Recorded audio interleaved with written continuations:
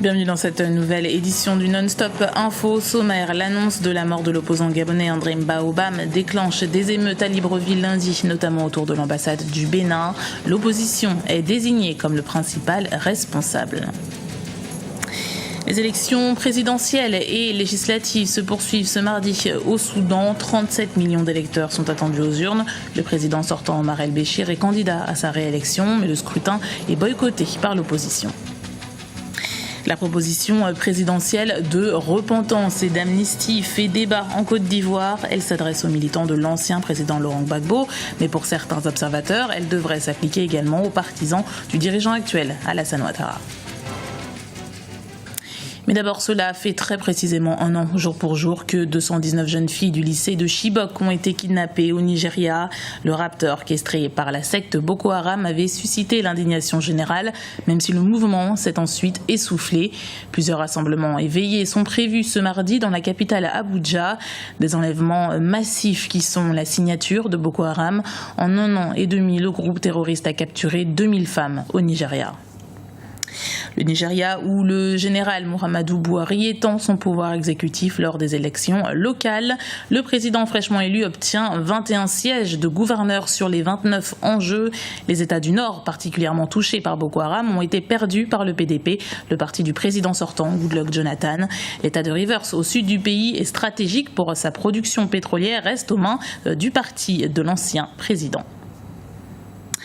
Au Gabon, après l'annonce du décès de l'opposant André Mbaobam, des violences spontanées ont été enregistrées dans les rues de la capitale Libreville.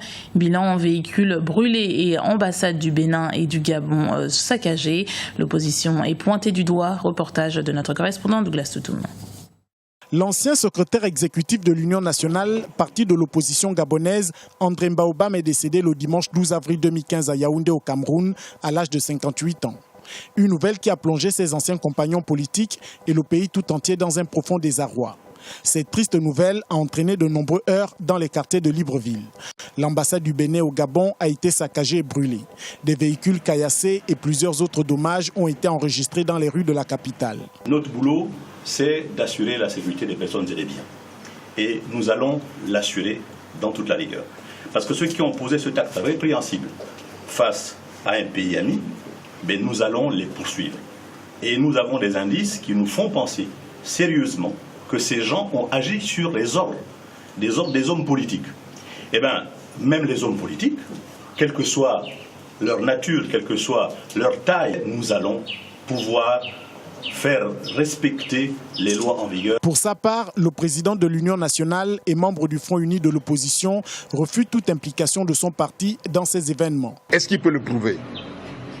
Ce sont des propos injurieux et ce n'est pas normal. Nous sommes en deuil. Il y a des actions ou des exactions qui se produisent et puis tout de suite on dit que c'est nous. Mais est-ce que le ministère de l'Intérieur peut le prouver ? Ce sont des accusations très fortes. C'est mensonger tout cela. L'ambassade du Bénin a été saccagée et brûlée par plusieurs manifestants. Afin de prévenir des actions similaires, le gouvernement a déployé un important dispositif sécuritaire dans les rues de la capitale gabonaise.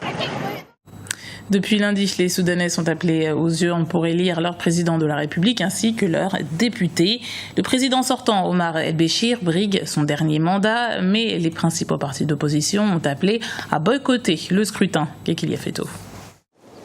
C'est un pays de 37 millions d'habitants en Afrique de l'Est. Les Soudanais sont appelés aux urnes à partir de lundi et jusqu'au 15 avril pour élire le président de la République et leurs députés. Des scrutins qui, aux yeux des observateurs, revêtent plusieurs enjeux. Les enjeux présidentiels de ces élections pour le Soudan sont principalement des enjeux économiques parce que le Soudan souffre de la crise qui se passe au niveau du pays, notamment liée aux sanctions économiques et aussi à ces guerres qui sont dans le Darfour et aussi dans le Nil bleu.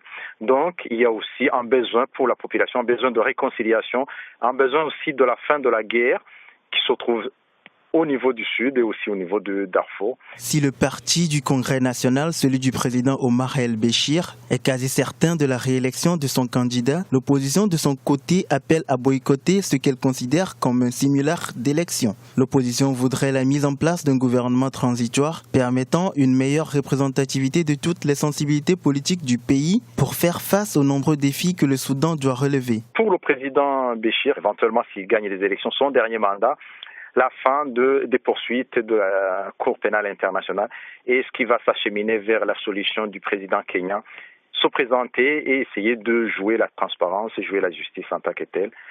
Autre chose, il y a aussi les enjeux de la réconciliation avec le Soudan du Sud pour qu'il y ait un bon partage des revenus de ce pétrole, notamment au niveau de l'acheminement avec les pipelines. Le chef de la commission électorale du Soudan, Mukhtar Al-Sam, a annoncé ce samedi que tous les préparatifs pour le début des élections présidentielles de lundi étaient achevés, indiquant par ailleurs l'arrivée de 221 observateurs internationaux. La République du Soudan est indépendante depuis le 1er janvier 1956 et alterne des régimes présidentiels et parlementaires depuis cette date. 15 candidats de l'opposition affrontent le président Omar el-Béchir pour cette présidentielle 2015.